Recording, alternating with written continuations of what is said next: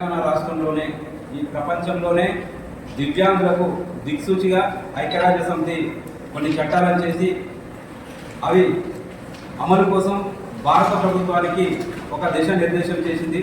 అందులో భాగంగా ఈరోజు మన భారత పార్లమెంటు 2016 చట్టం అమలు చేసి దివ్యాంగులకు ఒక దిక్సూచిగా నిలుస్తారనుకున్నాం. కానీ అది ఇప్పటి వరకు నేటి వరకు అమలు కాకపోవడం చాలా దురదృష్టకరం. అందుకే ఈరోజు విద్య, ఉద్యోగం, ఉపాధి అనే అంశం మీద ఈ సెమినార్ పెట్టడం జరిగింది.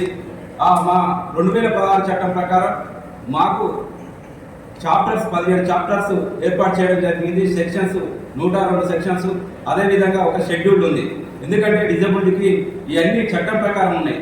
అందుకనే కేంద్ర రాష్ట్ర ప్రభుత్వాలు ఈ రెండింటి మీద కనీసం జ్ఞానంతో ముందుకు పోవాలని సుప్రీంకోర్టు చాలా సందర్భాల్లో వారికి మొట్టికాయలు వేయడం జరిగింది. కనీసం విద్య అనేది కూడా విద్యార్థులకు, వికలాంగ విద్యార్థులకు ఫ్రీగా ఇవ్వకపోవడం చాలా దురదృష్టకరం. ఎందుకంటే వారు ఎప్పుడు ఒక ఆత్మ ఉన్న మనుషులు, ఆత్మ ఉన్నా కానీ ఆత్మాభిమానం లేకుండా అనునిత్యం ఒక అంటరానితనంతో, పేదరికంతో ఎంతో ఇబ్బందులకు గురవుతారు. అందుకనే ప్రభుత్వం ఆలోచన చేసి వారికి కావాల్సిన సౌకర్యాలన్నీ కల్పించవలసిన బాధ్యత ప్రభుత్వానికి. ఎందుకంటే ఈరోజు ప్రపంచ దేశాల్లోనే టెక్నాలజీ వచ్చింది. టెక్నాలజీ ప్రకారం అందరికి కార్లు ఇచ్చి, అదేవిధంగా వాళ్ళకి ఏ విధంగా పోవాలనో నడవడాలను కూడా మొత్తం డిజబుల్ పర్సెంట్ 100% ఉన్న వాళ్ళు సొంత పనులు చేసుకుంటున్నారు. మరి మన భారతదేశంలో టెక్నాలజీ ఎక్కడ పోయిందని ఈ సందర్భంగా మేము గుర్తు చేస్తా ఉన్నాం. టెక్నాలజీ వచ్చినాక పాత సంవత్సరంలో దాదాపు 2-3 సంవత్సరాల క్రితం ప్రకటించిన ఆ వెహికల్స్ అవి ఇచ్చి చేతులు దుడుపుకోవడం చాలా దురదృష్టకరం. అదేవిధంగా మరి పింఛన్ విషయానికి వస్తే పింఛన్ కూడా 6,000 ఎక్కిన వెంటనే ముఖ్యమంత్రి గారు ఇస్తానన్నారు. ఆ 6,000 ఎక్కడ పోయినాయని కూడా ఈ సందర్భంగా మేము గుర్తు చేస్తా ఉన్నాం.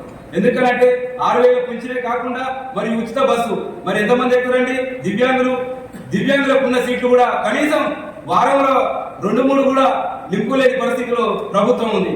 కనీసం రవాణా సౌకర్యం కల్పించలేరా దివ్యాంగులకని కూడా ఈ సందర్భంగా మేము దృష్టికి తీసుకొస్తున్నాం. అదేవిధంగా సెట్ నెట్ రాసినా కానీ కనీసం మాకు కాలం లేదు. ఈ రోజు మీరు ప్రభుత్వంలో లేనిది ఈడబ్ల్యూసీ రిజర్వేషన్ తెచ్చారు, అది అమలు చేస్తలేరా? మరి దివ్యాంగులకు ఎందుకు ఆ రిజర్వేషన్ అమలు చేయాలని ఈ సందర్భంగా నేను గుర్తు చేస్తా ఉన్నా. మరియు ఇక్కడ దివ్యాంగులు పెళ్లి చేసుకున్న పిల్లలను చదివించుకోవడానికి కూడా చాలా ఇబ్బందులు ఎదుర్కొంటారు. వారి కోసం ఏమన్నా మీరు దారి చూపారని కూడా ఈ సందర్భంగా మేము గుర్తు చేస్తా ఉన్నాం. ప్రైవేట్ రంగంలో మరి ఉద్యోగ రంగాలలో ఎలాంటి అవకాశాలు లేకుండా ఎన్నో ఇబ్బందులు ఎదురవుతుంటే మరి కొత్త టెక్నాలజీ వచ్చినప్పటికీ మరి కొత్త టెక్నాలజీలో మాకు ఎంతమందికి ఉపాధి ఊహించారు, ఉద్యోగ రంగంలో అడుగులు వేయించారు. అది కూడా మీరు దృష్టికి తీసుకోవాలి, మాకు న్యాయం చేయాలని కోరుతా ఉన్నాను. ఇంకా చాలా విషయాలు ఉన్నాయి.